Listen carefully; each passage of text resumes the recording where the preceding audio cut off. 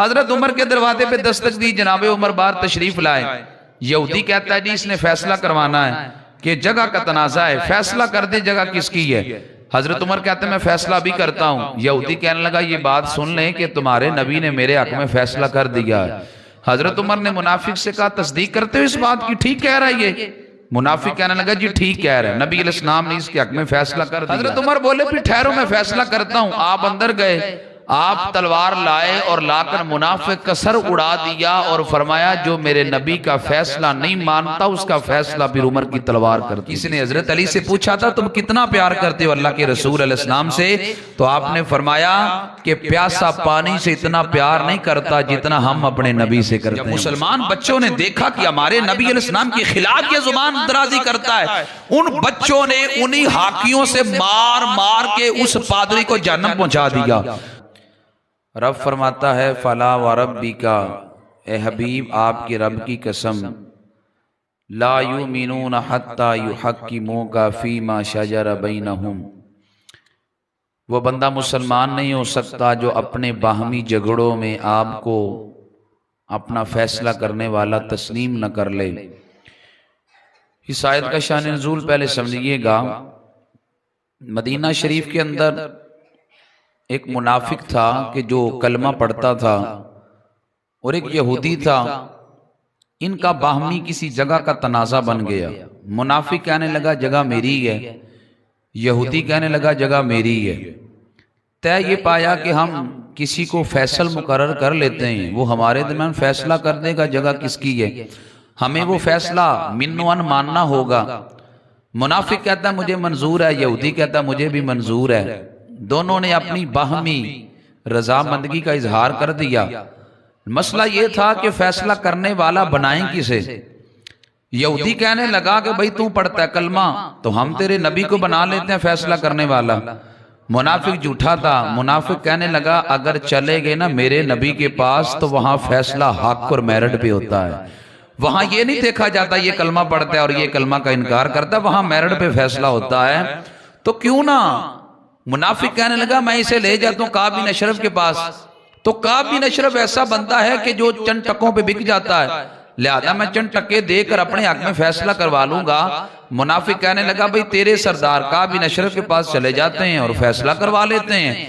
یہودی کہنے لگا مجھے منظور نہیں ہے۔ اب تھا یہودی، مانتا اپنے بڑے کو تھا، لیکن اسے پتا تھا مسلمانوں کے نبی کی بارگاہ میں جائیں گے یہ اپنے بیگانے کو نہیں دیکھتے، یہ میرٹ پہ فیصلہ فرماتے ہیں۔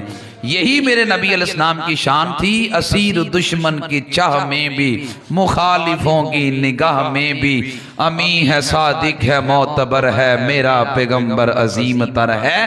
اپنے تو اپنے رہے، بیگانے بھی تسلیم کرتے تھے۔ خیر یہودی نے زور دیا اور کہا یار جس نبی کا کلمہ پڑھتا ہے مسئلہ کیا تجھے اس کے پاس جانے کے لیے، راضی ہو جا۔ منافق نہ چاہتے ہوئے بھی راضی ہو گیا۔ جب منافق نے اپنے یہودی کو ساتھ لیا، نبی پاک علیہ السلام کی بارگاہ میں پہنچے تو نبی پاک صلی اللہ علیہ وآلہ وسلم نے سارا مقدمہ سنا۔ نبی علیہ السلام نے مقدمہ سن کے وہ جگہ کے لیے یہودی کے حق میں فیصلہ کر دیا۔ جب دونوں باہر نکلے تو منافق کہتا ہے کہ جو انہوں نے فیصلہ کیا ہے چلو مجھے منظور تو ہے لیکن جناب عمر سے بھی فیصلہ کروا لیتے ہیں۔ یہودی کہنے لگا بھائی نبی علیہ السلام سے آگے کو بات کوئی نہیں ہے، ویسے تو راضی ہو جانا چاہیے تجھے، لیکن اگر تو کہتا ہے نا میں عمر کے پاس جاتا ہوں تو میں تیری بات مان لیتا ہوں، عمر کے پاس بھی چلے جاتے ہیں۔ حضرت عمر کے دروازے پہ دستک دی، جناب عمر باہر تشریف لائے۔ یہودی کہتا ہے جی اس نے فیصلہ کروانا ہے کہ جگہ کا تنازع ہے، فیصلہ کر دے جگہ کس کی ہے۔ حضرت عمر کہتے ہیں میں فیصلہ بھی کرتا ہوں۔ یہودی کہنے لگا یہ بات سن لیں کہ تمہارے نبی نے میرے حق میں فیصلہ کر دیا ہے۔ حضرت عمر نے منافق سے کہا تصدیق کرتے ہو اس بات کی، ٹھیک کہہ رہا ہے یہ؟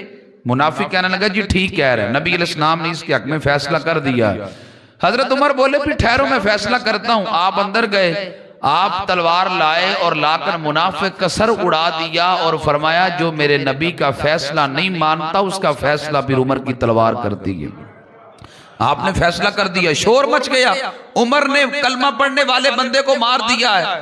نبی پاک علیہ السلام کی بارگاہ میں مقدمہ جا پہنچا کہ عمر نے کلمہ پڑھنے والے مسلمان کو مار دیا ہے۔ میرے آقا علیہ السلام نے بلایا، توجہ کیجئے گا، جناب عمر کو پوچھا، عمر وہ تو کلمہ پڑھتا تھا، اس کو مار دیا ہے۔ جناب عمر نے پتہ لفظ کیا بولے؟ آقا قسم ہے آپ کے رب کی، جو آپ کا فیصلہ نہیں مانتا وہ مومن ہو نہیں سکتا۔ آقا جو آپ کا فیصلہ نہیں مانتا مومن ہو نہیں سکتا۔ بار بار حضرت عمر یہ کہہ رہے ہیں۔ مسئلہ یہ تھا کہ گواہ کون ہے؟ اس نے نبی پاک علیہ السلام کے فیصلے سے ماننے سے انکار کیا، گواہ کون ہے؟ جب حضرت عمر سے یہ پوچھا گیا تو میرے رب نے قرآن انہی لفظوں میں نازل کیا جو لفظ حضرت عمر بول رہے تھے۔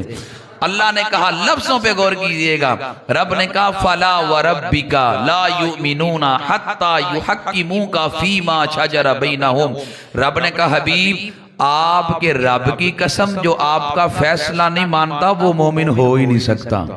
اسی وقت جناب جبریل اترے اور آ کر حضرت عمر کو فاروق کا لقب دے کے چلے گئے۔ فاروق کا مطلب وہ ہوتا ہے جو حق و باطل میں فرق کرے۔ آپ نے کلمہ پڑھنے والے منافق کو مارا، فرمایا کلمہ اوپر سے پڑھتا ہے اندر سے نہیں۔ کلمہ پڑھنے والے نبی کے گستاخ کو مار کے امت کو بتا دیا جو نبی پاک علیہ السلام کی گستاخی کرے اور آپ کے فیصلے کو نہ مانے اسے زندہ رہنے کا کوئی حق حاصل نہیں ہے۔ اسی دن سے حضرت عمر کو فاروق کا لقب ملا۔ تو حضرت فاروق اعظم کے لحاظ سے یہ آیت اتری کہ حبیب جو آپ کے رب کی قسم جو آپ کا فیصلہ نہیں مانتا وہ مومن ہو نہیں سکتا۔ اب اس کی میں دو مثالیں صرف عرض کروں گا تاکہ تحفظ ناموس رسالت صلی اللہ علیہ وسلم کے لحاظ سے یہ بات واضح ہو جائے۔ یاد رکھیں دور صحابہ سے لے کر آج تک جو بندہ بھی نبی پاک علیہ السلام کی توہین کرے آپ بول کے بتائیے گا اسے زندہ رہنے کا حق حاصل ہے؟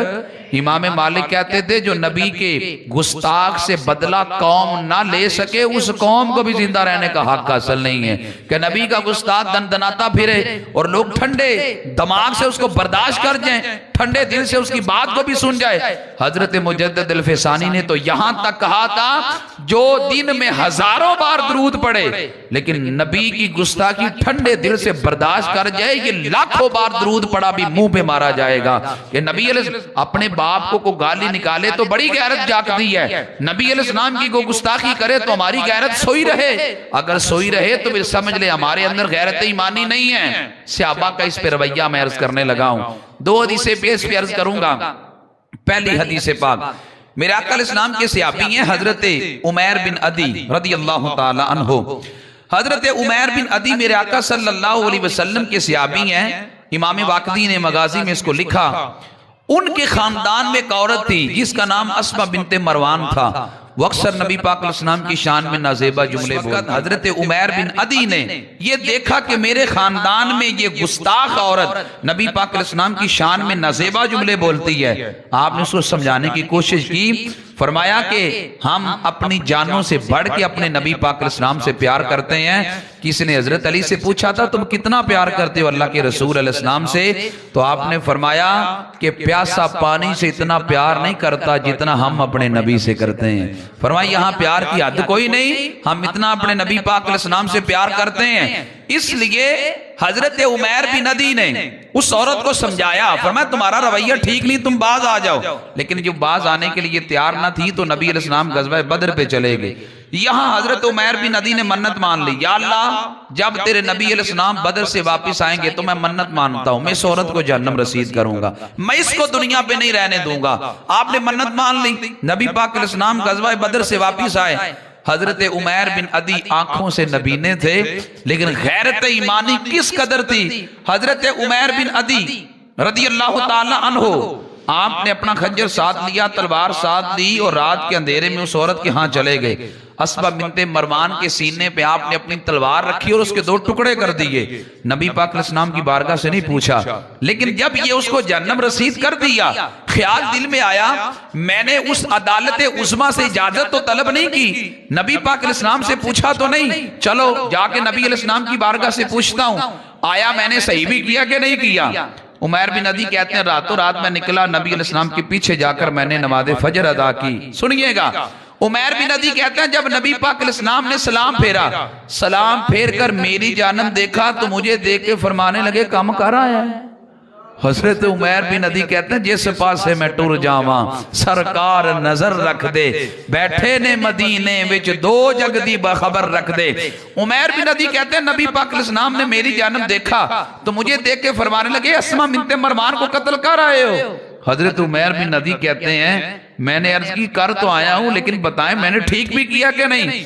میرے آقا علیہ السلام نے فرمایا صحابہ تم میں سے جس بندے نے ایسے بندے کو دیکھنا ہے جس نے غائبانہ طور پہ رب رسول کی مدد کی ہے وہ میرے عمیر کو دیکھ لے کہ اس نے ایک گستاخ عورت کو قتل کر کے رب رسول کی گویا کہ مدد کی ہے۔ میرے نبی پاک علیہ السلام کی بارگاہ سے شاباش ملی۔ اتنے میں حضرت عمر قریب بیٹھے تھے، حضرت فاروق اعظم رضی اللہ تعالیٰ عنہ فرمانے لگے او صحابہ دیکھو اس بندے کی طرف جو اللہ کا حکم پورا کرنے میں کتنا سخت ہے اور نبینا بھی ہے اور اللہ کا حکم بھی پورا کرنے میں کتنا سخت ہے۔ میرے آقا علیہ السلام نے فرمایا توجہ، جملہ بڑا قابل غور ہے۔ جب حضرت عمر نے کہا نا دیکھو نبینا اللہ کا حکم پورا کرنے میں کتنا سخت ہے، میرے آقا علیہ السلام فرمانے لگے اسے نبینا نہ کہو، حقیقی آنکھ والا ہی یہی ہے۔ بصارت کھو گئی لیکن بصیرت تو سلامت ہے، مدینہ ہم نے دیکھا ہے مگر نادیدہ نادیدہ۔ عمیر بن عدی نے اس عورت کو جہنم رسید کیا، جہنم رسید کیا تو نبی علیہ السلام کی بارگاہ سے شاباش لی، گھر کو نکلے۔ جب گھر کو نکلے تو ان کو پتا چل گیا کہ عمیر بن عدی نے اس عورت کو قتل کیا ہے، راستے میں لوگ اسے دفن کر رہے تھے۔ عمیر بن عدی کو واپس آتے دیکھ کر لوگوں نے رستہ روک لیا، رستہ روک کے کہنے لگے تم نے اس عورت کو قتل کیا ہے؟ حضرت عمیر بن عدی فرمانے لگے ہاں میں نے قتل کیا، آؤ سارے پکڑ لو، میں یا تو خود مٹ جاؤں گا یا تم سب کو جہنم رسید کر دوں گا۔ اس لیے کہ آپ نے فرمایا کہ میں نے ایک عورت کو نہیں مارا، میں نے ایک گستاخ عورت کو مارا ہے، یا تو خود مٹ جاؤ یا باطل کی شارگ کاٹ دو، ایک ہی رستہ کھلا ہے حق پسندوں کے لیے۔ اس نے کہا نانا ہجوم دیکھ کر رستہ نہیں بدلتے ہم، کسی کے ڈر سے تقاضا نہیں بدلتے ہم، ہزار زیر قدم راستہ ہو کانٹوں کا، جب چل پڑے تو ارادہ نہیں بدلتے ہم۔ حضرت عمیر بن عدی نے گستاخ عورت کو جہنم رسید کر دیا، اور یہ تسلسل کے ساتھ یہ عمل تابعین تبع تابعین 14 صدیوں میں امت کا رہا۔ وہ ہر چیز کو برداشت کرتے ہیں لیکن اپنے نبی کے گستاخ کے وجود کو برداشت نہیں کرتے۔ یہ بحرین کا واقعہ ہے، جناب عمر کا زمانہ ہے۔ بچے ہاکیوں کے ساتھ کھیل رہے تھے، ایک بچے نے ہاکی سے شاٹ لگائی، گیند کی گیند اڑتا گیا، قریب ایک پادری بیٹھا تھا، وہ گیند جا کے پادری کو لگا۔ جب پادری کو جا کے گیند لگا تو پادری نے گیند کو پکڑ لیا۔ مسلمانوں کے بچے اکٹھے ہو گئے، کہنے لگے گیند اب آ گئے، اب نہیں آتا تو مہربانی واپس کر دیں۔ پادری کہنے لگا گیند میں نے نہیں دینا تمہیں۔ مسلمانوں کے ایک اور بچہ آگے بڑھا، اس نے کہا بھائی اب نہیں آتا دے دو، اس نے نہ دیا۔ اس وقت ماں باپ بچوں کو محبت سکھاتے تھے۔ ایک بچہ آگے بڑھا، اس نے لفظ کیا بولے، اس نے کہا سألتک بحق محمد صلی اللہ علیہ وسلم الا رددتها علینا۔ بچے نے آگے بڑھا، اس نے کہا تجھے نبی پاک کا واسطہ دیتا ہوں، دے دے اب نہیں آئے گا۔ بچہ یہ سمجھتا تھا میں نبی پاک علیہ السلام کا واسطہ دوں گا تو یہ انکار نہیں کرے گا۔ جب اس بچے نے نبی پاک علیہ السلام کا واسطہ دیا بجائے گیند دینے کے، اس کے اندر کی جو غلاظت اور خباثت تھی وہ ساری بار آنے لگی۔ اس نے بجائے گیند واپس کرنے کے مسلمانوں کے نبی علیہ السلام کے بارے میں نازیبا جملے بولنے شروع کر۔ مسلمان بچوں نے دیکھا کہ ہمارے نبی علیہ السلام کے خلاف یہ زبان درازی کرتا ہے۔ ان بچوں نے انہی ہاکیوں سے مار مار کے اس پادری کو جہنم پہنچا دیا۔ سارے یہودی اکٹھے ہو گئے، حضرت عمر جیسے دلیر جرنیل کی بارگاہ میں مقدمہ درج کروا دیا کہ مسلمانوں کے بچے نے ہمارا پادری مارا ہے، لہٰذا ہمیں قصاص اور بدلہ دیا جائے۔ حضرت عمر نے مسلمان بچوں کو بلوایا، سارا آپ نے مقدمہ سنا۔ مقدمہ سننے کے بعد جو راوی کے الفاظ ہیں وہ بڑے قابل غور ہیں۔ راوی کہتے ہیں واللہ ما فرح بفتح ولا غنیمت کفرحتہ بقتل الغلمان لذالک الاسکب۔ راوی کہتے ہیں لوگوں قسم خدا کی میں نے بڑے بڑے علاقے فتح ہوتے دیکھے لیکن حضرت عمر کبھی اتنے راضی نہ ہوئے جتنا ان بچوں کے ایک گستاخ کو مارنے پہ حضرت عمر راضی ہوئے۔ اور حضرت عمر نے لفظ کیا بولے، آپ فرمانے لگے کہ مسلمانوں کے نبی کی توہین کی گئی، انہی بچوں نے اپنے نبی کے گستاخ سے بدلہ لے لیا اور آپ نے کہا کوئی تمہیں اس کا قصاص نہیں ملے گا، تم کون ہوتے ہو ہمارے نبی علیہ السلام کے خلاف نازیبہ جملے بولنے والے؟ یہ رویہ تھا ان صحابہ کا اور صحابہ کی اولادوں کا کہ انہوں نے نبی پاک صلی اللہ علیہ وآلہ وسلم سے جو محبت کی، جو پیار کا حق ادا کیا، وہ اپنی مثال جو باتیں میں نے کی آپ نے سنی۔ اللہ مجھے اور آپ کو بھی اپنی اولادوں کو نبی علیہ السلام کے عاشق بنانے کی توفیق عطا فرمائے اور ان کے طریقے پہ ہم سب کو چلنے کی توفیق عطا فرمائے۔